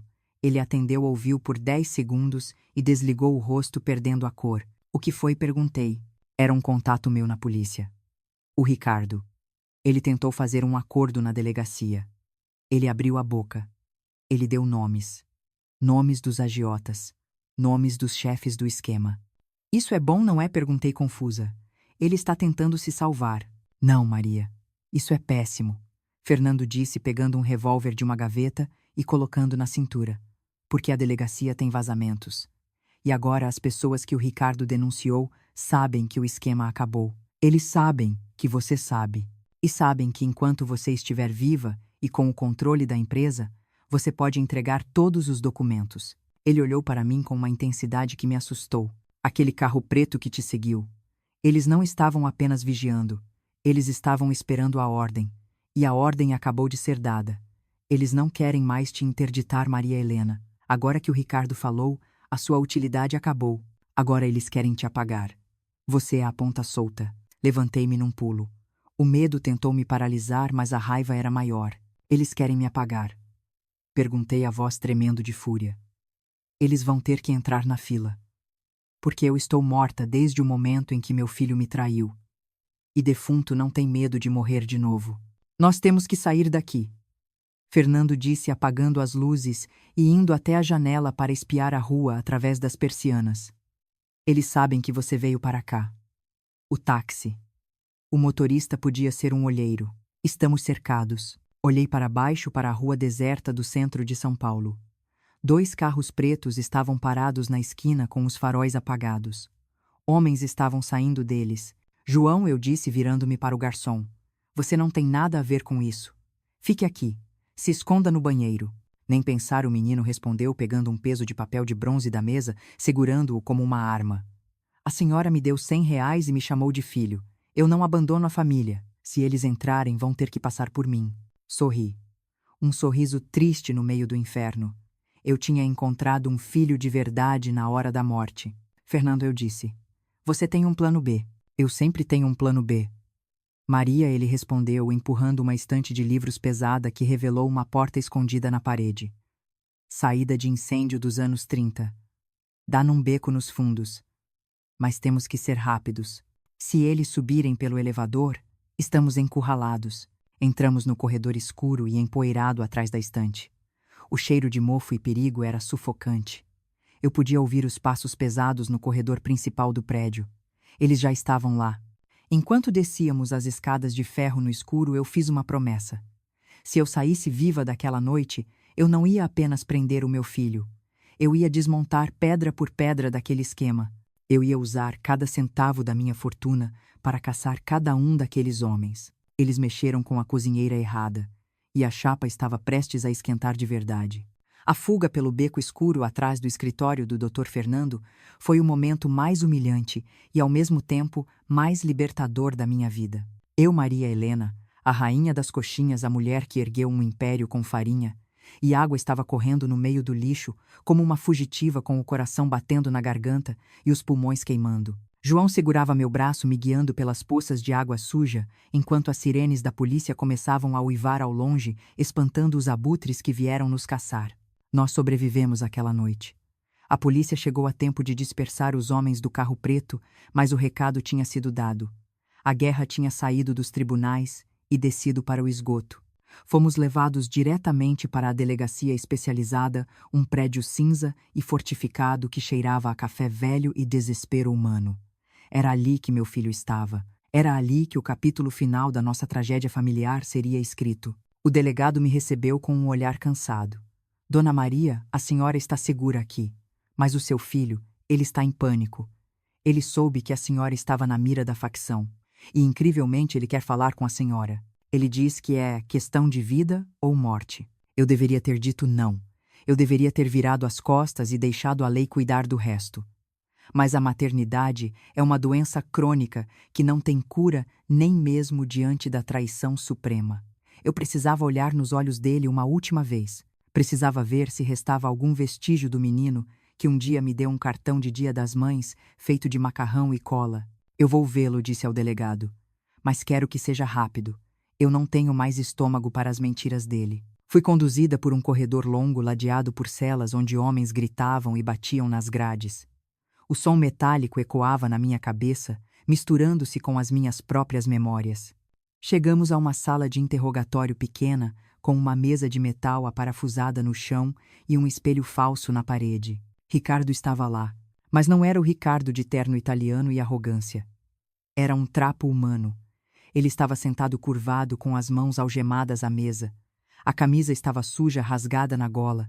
O rosto inchado de chorar estava pálido como cera. Quando a porta se abriu e ele me viu, ele não se levantou. Ele se encolheu como um animal ferido que espera o golpe final. Mãe! Ele sussurrou. A voz dele era um chiado. Eles vão me matar. Eles vão me matar aqui dentro. Sentei-me à frente dele. A frieza do metal da mesa penetrou nos meus ossos através das mangas do meu vestido. Eu não sentia pena. Eu sentia um buraco no peito onde antes batia um coração. Eles quem? Ricardo, os mesmos homens para quem você emprestou os meus caminhões. Os mesmos homens com quem você negociou a honra da sua família em troca de dinheiro fácil. Ele levantou os olhos e eu vi o terror puro. Eu não tive escolha. A Patrícia. Ela gastava mais do que a gente tinha. O pai dela devia milhões. Eles iam matar a gente. Eu usei os caminhões para pagar a proteção. Era só transporte, mãe. Eu não vendia droga, eu só transportava. Eu achei que não tinha mal nenhum. Não tinha mal nenhum, repetia a voz baixa, vibrando de indignação. Você usou a Sabor da Maria, a empresa que alimentou milhares de famílias honestas para transportar veneno. Você sujou o nome do seu pai, o meu nome, para traficar morte, e ainda diz que não tinha mal nenhum. Eu ia parar, ele gritou, as lágrimas escorrendo e pingando na mesa de metal. Eu juro que ia parar assim que pagasse a dívida do Otávio, mas aí você não quis se aposentar. Você não quis soltar o dinheiro, e eles começaram a cobrar. A ideia do remédio, da interdição, foi para salvar a minha vida. Mãe, eu precisava do controle da empresa, para eles não me matarem. Bati na mesa com a mão aberta. O som foi como um tiro na sala pequena. Cale a boca. Pare de culpar os outros pela sua podridão. Você não tentou me interditar para salvar sua vida. Você fez isso porque é ganancioso, preguiçoso e covarde. Você queria o caminho fácil. Sempre quis. Desde que falsificou a nota da escola aos 10 anos para ganhar o videogame, até falsificar a minha assinatura para roubar a minha empresa. Ele me olhou atordoado. Você sabia da nota da escola. Eu sempre soube, Ricardo. Eu sou sua mãe. Eu sempre soube de cada mentira, de cada pequeno furto na minha carteira, de cada trapaça. Mas eu perdoava. Eu fingia que não via, porque achava que com amor suficiente você ia mudar. Eu achava que o amor curava o caráter. Inclinei-me para a frente, olhando fundo naqueles olhos que eram iguais aos meus. Eu estava errada. O amor não cura o caráter. O amor às vezes só alimenta o monstro. Ricardo começou a tremer incontrolavelmente. As algemas tintilavam contra a mesa. Mãe, por favor, me tira daqui. Você tem dinheiro. Você vendeu a fábrica, não vendeu. 200 milhões. Você pode pagar os melhores advogados. Você pode pagar a fiança. Você pode até pagar a dívida com eles para me deixarem em paz. Mãe, eu sou seu único filho. Você não pode me deixar morrer aqui. Ele estendeu as mãos algemadas na minha direção, tentando tocar as minhas. Eu recuei. O toque dele, que um dia foi a minha maior alegria, agora me causava repulsa. Dinheiro. Eu disse com um sorriso amargo. Sempre o dinheiro. Você acha que o dinheiro resolve tudo, não é? Acha que 200 milhões podem comprar a sua inocência? Podem comprar a minha confiança de volta? Eu devolvo tudo. Ele implorou, babando de desespero. Eu assino o que você quiser. Eu trabalho de graça para você. Só não me deixa aqui. Eles têm gente aqui dentro. Eles vão me pegar no banho de sol. Mãe, pelo amor de Deus, eu sou seu sangue. Levantei-me devagar. A cadeira arrastou no chão um som áspero e final. Você não é meu sangue, Ricardo, eu disse, e senti cada palavra rasgando a minha garganta. Você é o veneno que corria nele. O meu sangue é trabalhador. O meu sangue é honesto. O meu sangue não tenta matar a mãe para pagar dívida de jogo e tráfico. Fui até a porta. Ele começou a gritar, a se debater na cadeira. Mãe, não vai. Você vai me deixar morrer. Você vai ser a responsável pela minha morte. Parei com a mão na maçaneta. Sem me virar, disse a frase que eu vinha guardando há meses, a frase que encerrava não só aquela conversa, mas a minha maternidade. Eu posso te livrar da pobreza, Ricardo. Eu sempre te livrei. Mas eu não posso te livrar do seu caráter podre. Isso nem todo o dinheiro do mundo conserta. Você plantou vento a vida inteira. Agora, aguente a tempestade. Mãe, sua velha, maldita, eu te odeio. Eu devia ter te matado de verdade. Eu devia ter te dado o vidro inteiro daquele veneno. Os gritos dele mudaram de súplica para ódio puro em segundos. A máscara tinha caído de vez. Ali estava a verdade. Ele não queria perdão. Ele queria impunidade. Abri a porta e saí. O policial que estava no corredor me olhou com pena, ouvindo os insultos que meu filho berrava lá dentro. A senhora está bem? Ele perguntou. Estou, respondi, ajeitando o meu chale. Acabei de enterrar um filho, mas estranhamente sinto que finalmente posso respirar. Caminhei pelo corredor da delegacia, deixando para trás os gritos, as ameaças e a culpa. João estava na recepção, dormindo numa cadeira de plástico com a cabeça encostada na parede. Ele acordou quando me viu pulando de pé. Dona Maria. O que aconteceu? Ele. Acabou, João, eu disse, colocando a mão no ombro dele. Vamos embora. O advogado vai cuidar da papelada. Eu não tenho mais nada para fazer aqui. Saímos para a manhã cinzenta de São Paulo. O sol tentava furar a poluição tímido. Eu não tinha mais filho, não tinha mais marido, não tinha mais empresa, pois tinha vendido tudo. Eu era uma mulher sozinha no mundo, com 200 milhões na conta e um alvo nas costas.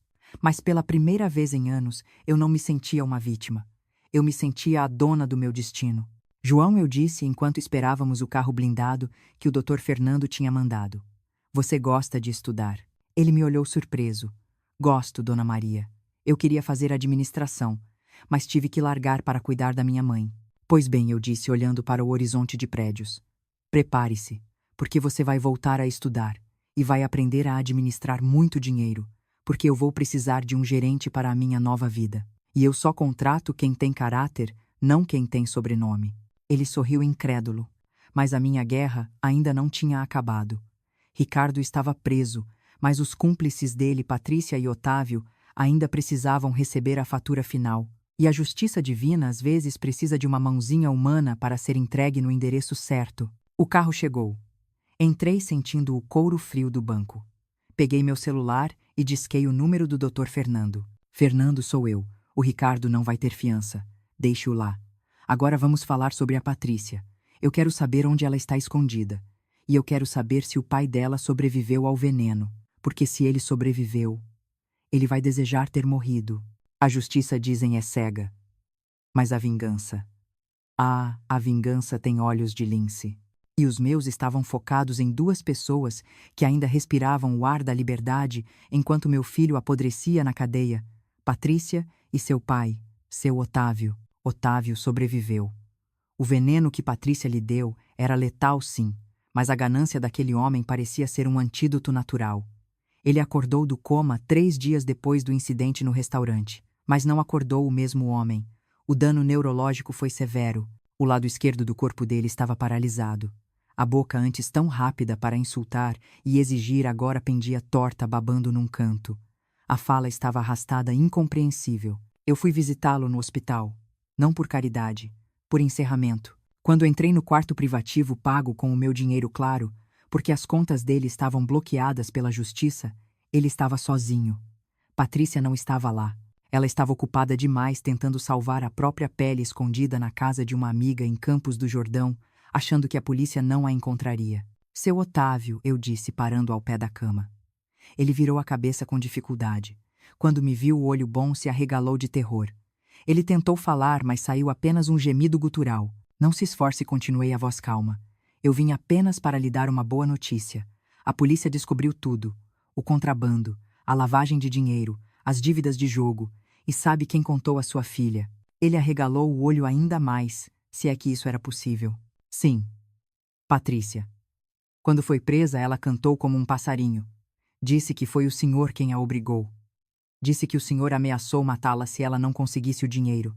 Ela jogou toda a culpa no senhor e no Ricardo. Ela disse que era apenas uma vítima. Era mentira, claro. Patrícia ainda estava foragida. Mas eu queria ver o desespero nos olhos dele. Eu queria que ele sentisse o gosto da traição que ele ajudou a plantar na minha família. E tem mais, inclinei-me sobre a cama, sentindo o cheiro de remédio e velhice. O senhor vai sair daqui direto para um hospital penitenciário. O juiz negou a prisão domiciliar. Disse que o senhor é perigoso demais. E sabe o que vai acontecer com os seus bens? Com a casa na praia, com os carros importados, tudo confiscado, tudo leiloado para pagar as dívidas. O senhor vai terminar seus dias numa cama de ferro do governo, trocando fraldas quando os enfermeiros tiverem vontade. Ele começou a chorar. Lágrimas grossas escorriam pelo rosto paralisado. Ele tentou levantar a mão boa para me segurar, talvez para pedir piedade. Eu me afastei. Lembra quando o senhor me chamou de velha inútil, quando disse que eu cheirava a gordura? Pois bem, seu Otávio, agora quem é o inútil? Agora quem vai cheirar a merda se ninguém vier limpar? A vida é uma roda gigante, e a sua acabou de quebrar lá embaixo. Saí do quarto sem olhar para trás. Deixei ele com seus demônios e sua paralisia. A justiça divina tinha sido cruel, mas justa. Ele colheu exatamente o que plantou a imobilidade de quem nunca se moveu para fazer o bem. Faltam poucos minutos para a verdade final. Não saia daí. Se inscreva se você acha que Dona Maria Helena merece uma vida nova. Qual seria o seu veredito para Patrícia? Mas ainda faltava a peça principal. A mulher que envenenou o próprio pai.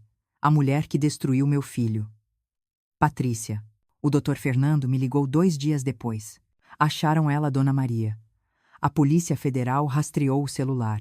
Ela estava numa pousada de luxo em Campos do Jordão, registrada com nome falso. Mas cometeu um erro primário, usou o cartão de crédito da amiga para comprar um bolsa online. A vaidade foi a ruína dela. Ela está presa, perguntei sentindo meu coração acelerar. Está sendo trazida para São Paulo agora. Vai direto para a penitenciária feminina de Santana. O delegado quer saber se a senhora quer estar presente no depoimento. Eu quero, respondi imediatamente. Eu preciso olhar na cara dela uma última vez. A delegacia estava cheia de repórteres quando cheguei. O caso tinha vazado. A viúva do veneno eles chamavam Patrícia. O crime da alta sociedade. Eu entrei pelos fundos protegida por João e pelos seguranças do doutor, Fernando. Na sala de interrogatório, Patrícia estava irreconhecível. Sem maquiagem, o cabelo loiro sujo e oleoso, vestindo um moletom cinza que parecia grande demais para ela. As algemas prendiam suas mãos à mesa. Quando me viu entrar, ela não baixou a cabeça.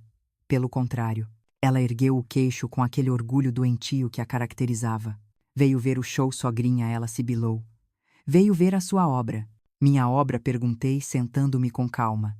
Você tentou matar seu pai. Você corrompeu meu filho.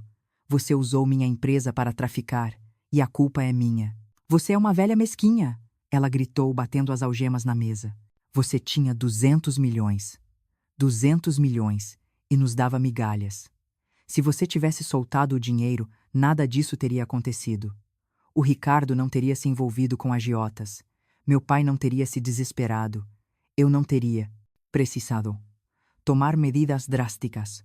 Medidas drásticas. Você chama envenenamento de medida drástica. Você é uma psicopata, Patrícia. Eu sou uma sobrevivente, ela retrucou. Eu fiz o que precisava ser feito para manter o padrão de vida que eu mereço. Eu nasci para ser rica, Maria Helena. Não para contar moedas como você. Eu não ia deixar você e sua mediocridade me arrastarem para o buraco. Pois agora você está no buraco, minha querida. E é um buraco bem fundo. Ela riu. Uma risada seca sem humor. Você acha que acabou. Você acha que venceu. O Ricardo, ele vai sair. Ele vai sair e vai voltar para mim. Porque ele me ama. Ele é fraco, mas me ama. E quando ele sair, nós vamos atrás de você. Nós vamos pegar cada centavo dessa sua fortuna maldita. Olhei para ela com pena. Pena genuína. Ricardo não vai voltar para você, Patrícia. Ricardo assinou o divórcio ontem na cela dele. O sorriso dela desapareceu. O quê? Eu levei os papéis para ele.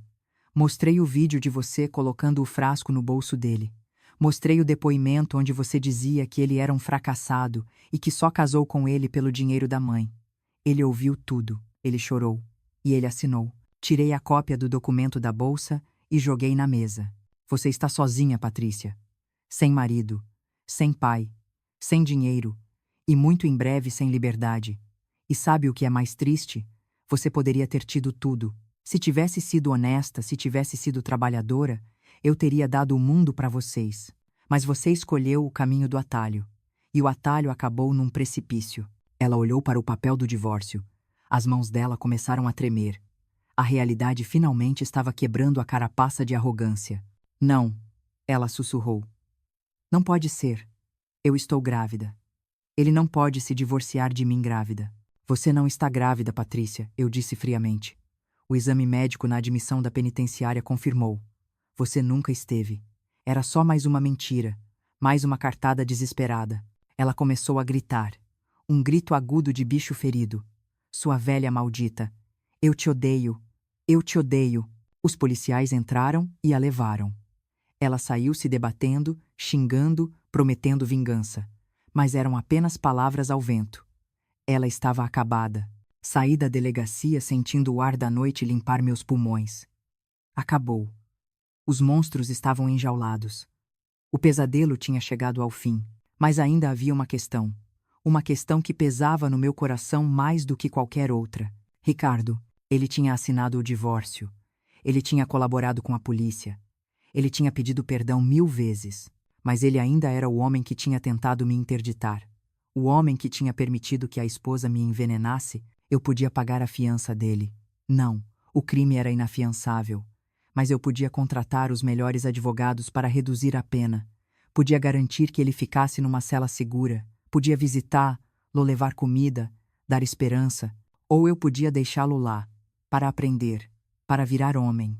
Dr. Fernando estava me esperando no carro. Dona Maria, o juiz marcou a audiência de custódia do Ricardo para amanhã.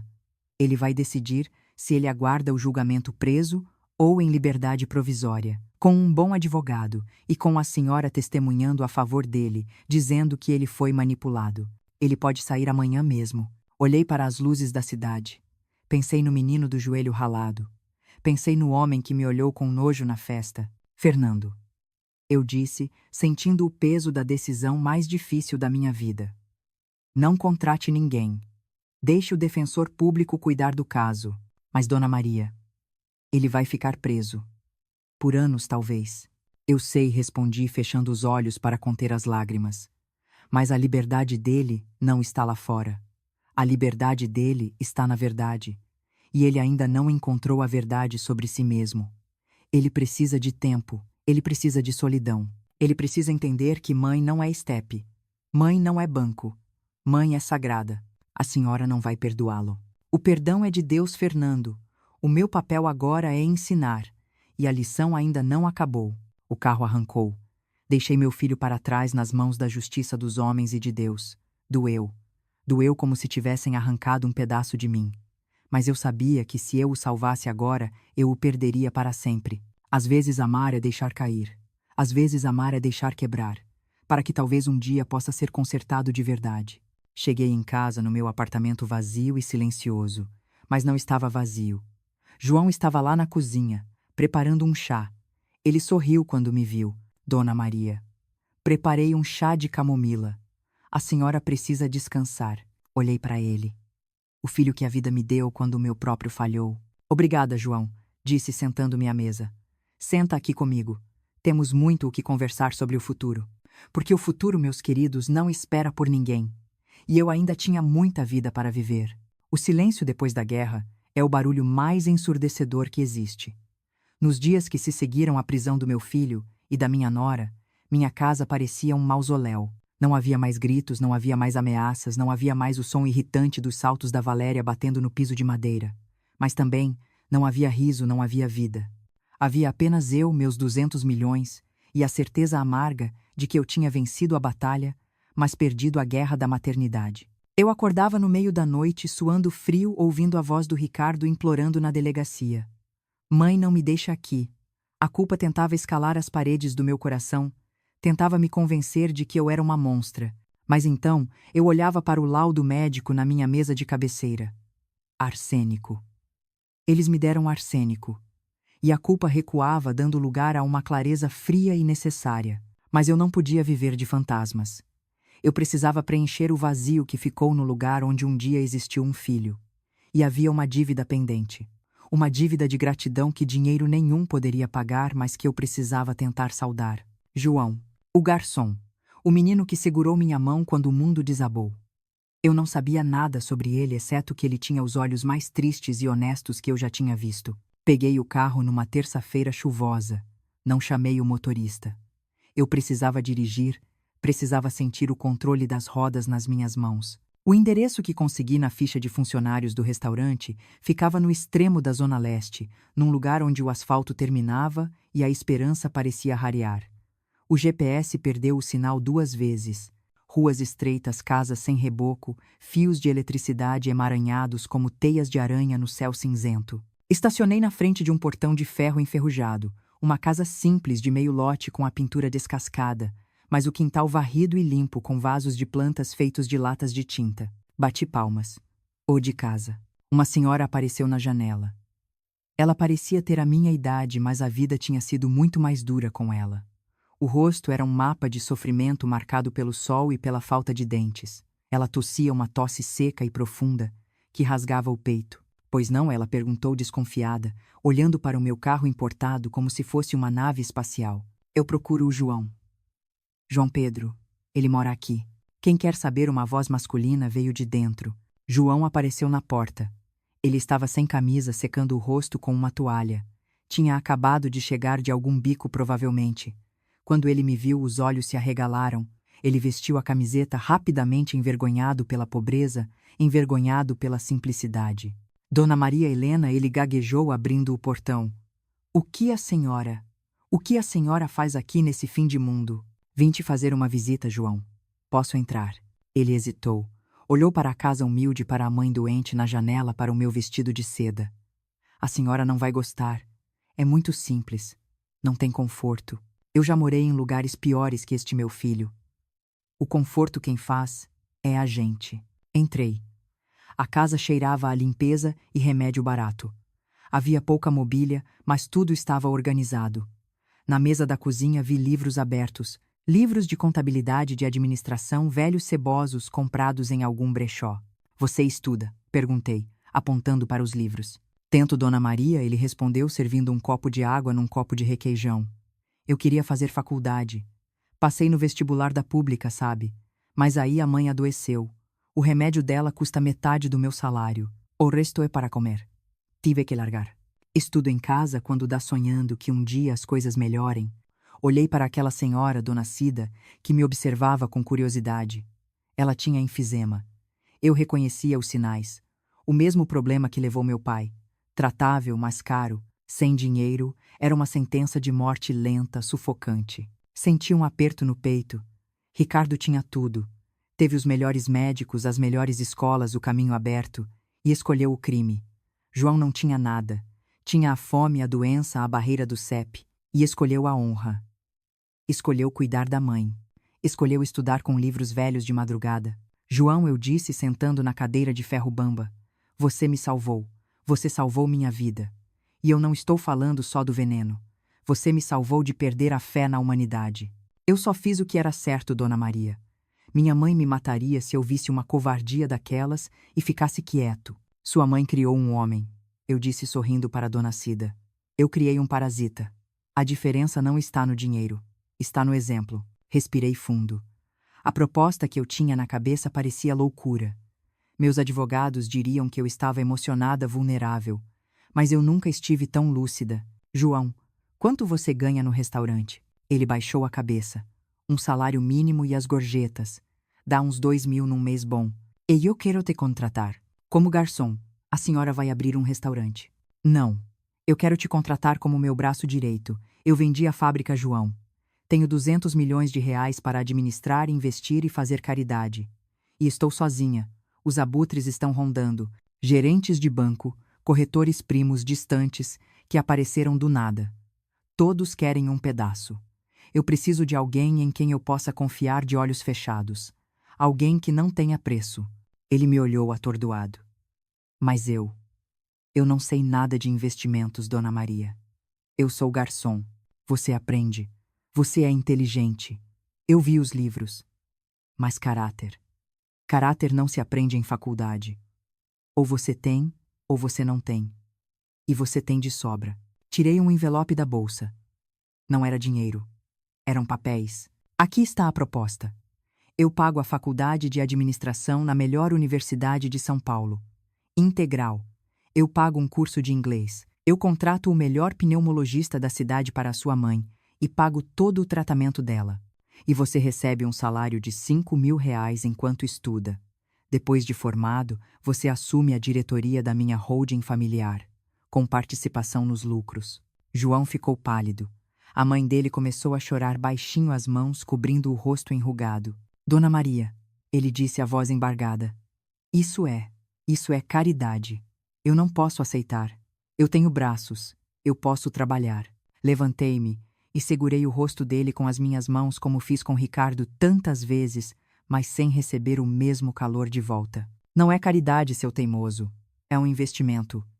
Eu estou investindo no filho que o destino me deveu. Eu estou investindo no futuro. Porque o meu sangue me traiu, João. O meu sangue tentou me matar. Então eu decidi que sangue não é nada. Lealdade é tudo. Família é quem cuida. Família é quem protege. Olhei fundo nos olhos dele. Você aceita ser minha família, João? Você aceita me ajudar a não terminar meus dias sozinha, cercada de gente que só quer minha herança? Ele chorou. Um choro soluçante de quem segurou o mundo nas costas por tempo demais e finalmente encontrou um lugar para descansar o fardo. Ele abraçou a mãe, depois me abraçou, um abraço forte cheirando a sabão de coco e gratidão. Eu aceito, Dona Maria. Eu dou a minha vida pela senhora, e eu sabia que era verdade. Naquela tarde saí da Zona Leste com a alma lavada. Eu tinha perdido um filho para a ganância, mas tinha ganhado outro pela gratidão. O coração dói, mas a justiça chama. Fique comigo, comente, eu vou até o fim, se você está esperando a verdade comigo. Nos meses seguintes, a transformação foi assustadora. João devorava os estudos. Ele tinha uma fome de aprender que me lembrava a minha própria juventude. Ele absorvia tudo sobre o mercado financeiro, sobre gestão, sobre leis, e cuidava de mim. Não como um empregado, mas como um filho zeloso. Ele me levava ao médico e jantava comigo, me fazia rir. Dona Cida melhorou. Com os remédios certos e o oxigênio, ela ganhou cor, ganhou vida. Nós nos tornamos amigas. Duas mães de mundos diferentes, unidas pelo amor ao mesmo rapaz. Mas a vida, meus queridos, ela gosta de simetria. Enquanto eu subia, Ricardo descia. As notícias que chegavam da prisão eram terríveis. Sem o meu dinheiro para pagar proteção, sem os advogados caros que ele achava que teria, Ricardo estava conhecendo o inferno. Ele foi transferido para uma cela comum superlotada. Apanhou. Perdeu dentes. Adoeceu. Patrícia, na ala feminina, não estava melhor. As outras presas descobriram que ela tentou matar o próprio pai. E na lei da cadeia, quem mata pai e mãe não tem perdão. Ela vivia isolada, aterrorizada, sem a maquiagem e as roupas de grife para esconder quem ela realmente era, uma mulher vazia e cruel. Seu Otávio. Bom, seu Otávio acordou do coma. Mas acordou para um pesadelo. O veneno deixou sequelas permanentes. Ele ficou hemiplégico, preso a uma cadeira de rodas, babando, dependendo de enfermeiros do estado para tudo. Os bens foram leiloados. Ele perdeu a mansão, os carros, o status. Terminou num asilo público sozinho, colhendo o abandono que ele plantou a vida toda. Justiça. A palavra tem um gosto estranho. Às vezes é doce como mel. Às vezes é amarga como fel. Eu fui visitar o Ricardo uma última vez 6 meses depois da prisão. Eu precisava. Precisava ver se o menino que eu amei ainda existia lá dentro. Quando ele apareceu no parlatório, eu tive que segurar o grito. Ele estava magro, esquelético. Tinha uma cicatriz feia no rosto. O olhar era de um animal acuado. Mãe, ele disse sem tocar no vidro. Você veio. Eu vim me despedir, Ricardo. Me tira daqui, mãe. Por favor. Eu aprendi. Eu juro que aprendi. Eu não aguento mais. Olhei para ele. E senti. Pena. Apenas pena. O amor, aquele amor visceral, tinha secado. Você tem um advogado público, Ricardo. Cumpra sua pena. Se comporte. Talvez saia mais cedo por bom comportamento. Mas eu não vou gastar um centavo para te tirar antes da hora. Porque cada dia que você passa aqui é um dia a menos que você passa machucando alguém lá fora. Você é cruel, ele cuspiu. Você é uma velha vingativa. Não, meu filho. Eu sou justa. E a justiça dói. Levantei-me. Ele bateu no vidro, gritou, xingou. Mas eu já estava longe. Eu estava caminhando para a saída onde João me esperava com o carro ligado e um sorriso no rosto. Eu tinha trocado um filho de sangue ruim por um filho de alma nobre. E essa foi a melhor troca que eu fiz na vida. 5 anos. Esse foi o tempo necessário para que a poeira da destruição baixasse e as flores da nova vida começassem a brotar no jardim da minha existência. Hoje estou sentada na varanda da minha casa de campo, observando o pôr do sol tingir o horizonte de dourado e violeta. Não é a mansão fria que Valéria cobiçava, nem o apartamento solitário onde chorei minhas mágoas. É um lar, um lugar onde as paredes não têm ouvidos, mas têm memórias. A Peças Torres não existe mais com esse nome. Agora é o Grupo Torres Silva. Silva é o sobrenome do João. Sim, o garçom que me serviu água na noite mais escura da minha vida, agora é o CEO da holding que administra meus bens. Ele se formou com honras, aprendeu cada parafuso daquela fábrica e, mais importante, manteve a alma intacta. Ele não usa o dinheiro para humilhar garçons. Ele usa para criar fundações. Mas a paz que sinto hoje custou caro. O preço foi pago em parcelas de dor que ainda visito em meus pesadelos. Ontem recebi uma carta. O envelope não tinha remetente, mas eu conhecia a letra. Era trêmula, garranchosa, a escrita de alguém que perdeu a firmeza e a arrogância. Era de Valéria. Ela saiu da prisão há 2 meses em liberdade condicional. Disseram-me que ela tentou voltar para o círculo da alta sociedade, mas as portas que antes se abriam para a senhora Torres agora se fechavam para a presidiária condenada por estelionato. Abri a carta com uma faca de prata, sentindo o papel áspero sob meus dedos. Não havia pedido de perdão. Não havia remorso. Havia apenas veneno destilado em tinta barata. Você acha que venceu sua velha maldita, ela escreveu. Você pode ter ficado com o dinheiro, mas vai morrer sozinha. O Sebastião nunca vai te amar de verdade. Ele só está com você porque não tem para onde ir. No fundo, ele me quer. E quando você fechar os olhos pela última vez, nós vamos rir no seu túmulo. Queimei a carta no cinzeiro. Observei o papel retorcer e virar cinzas, assim como a vida dela. Ela estava errada. O ódio é o único consolo dos derrotados, e Valéria não tinha mais nada além disso. Ela não entendia que Sebastião não estava comigo por falta de opção. Ele estava comigo porque pela primeira vez na vida ele era livre. Sebastião não voltou a ser executivo. Ele descobriu no suor do chão de fábrica que gostava de criar, não de mandar. Hoje ele gerencia a área de inovação técnica. Ele desenha peças. Ele suja as mãos de graxa e chega em casa com cheiro de óleo e sorriso no rosto. Ele mora na casa de hóspedes da minha propriedade, não porque eu exijo, mas porque ele quer que o filho, o pequeno Roberto, cresça perto da avó. Falando em Roberto, meu neto corre pelo gramado agora perseguindo um cachorro vira-lata que João resgatou da rua. Ele tem 5 anos, tem os olhos do meu falecido marido e a risada solta de quem nunca conheceu a maldade da própria mãe. Valéria perdeu o direito de visita após tentar fugir com ele durante uma saída temporária da prisão 2 anos atrás. O juiz foi implacável, perda total do pátrio poder. Às vezes Roberto pergunta pela mãe. Nós não mentimos. Dizemos que ela fez escolhas ruins e que precisa se consertar longe daqui. Ela é como um carro que quebrou vovó, ele perguntou uma vez. Sim, meu amor, respondi, engolindo o nó na garganta, mas algumas peças não têm conserto. E quanto a Otávio? O pai dela, o homem que iniciou toda essa desgraça com suas dívidas de jogo, ele morreu no ano passado numa cama de hospital público, sozinho e indigente. Ninguém foi ao enterro, nem a filha que ainda estava presa, nem os antigos amigos de jogatina. Eu paguei pelo caixão não por ele, mas pela dignidade que ele nunca teve em vida. Foi o meu último ato de caridade para com aquela família amaldiçoada. João estaciona o carro na entrada. Ele desce trazendo uma pasta de documentos e uma caixa de doces. Ele vem jantar conosco todas as quartas-feiras. Minha família não é feita de sangue, é feita de lealdade. Tenho um filho que pare e reconstruí, e um filho que a vida me deu pronto. Dona Amélia, João diz, beijando minha mão com aquele respeito antigo que nunca sai de moda. O balanço trimestral está fechado. Batemos a meta. E a fundação aprovou mais 30 bolsas de estudo para mãe solo. Sorrio. Esse é o meu legado. Não o dinheiro no banco, mas as vidas que estamos mudando. Sebastião sai da oficina dele, limpando as mãos num pano. Ele cumprimenta João com um abraço de irmão. Não há ciúmes, não há disputa. Sebastião sabe que não tem o perfil para liderar o império e está em paz com isso. Ele encontrou a felicidade na simplicidade que Valéria tanto desprezava. Mãe, Sebastião, diz sentando-se ao meu lado na varanda. A Valéria. Ela tentou me ligar hoje. De um número desconhecido. Meu coração falha uma batida. O passado sempre tenta arrombar a porta. E o que você fez? Eu atendi. Ela estava chorando. Pediu dinheiro. Disse que estava dormindo num albergue. Disse que me amava. Olhei fundo nos olhos do meu filho. Procurei qualquer traço daquele menino fraco que se deixava manipular. Não encontrei. Encontrei um homem. E o que você respondeu, filho? Eu disse a ela que a mulher que eu amava morreu no dia em que tentou matar a minha mãe, e que o homem que ela conhecia morreu junto.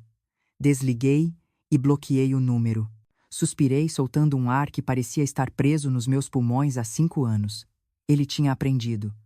A lição foi dura, foi cruel, deixou cicatrizes na alma dele que nunca vão sumir, mas ele aprendeu. A dignidade não se negocia. O respeito não se compra.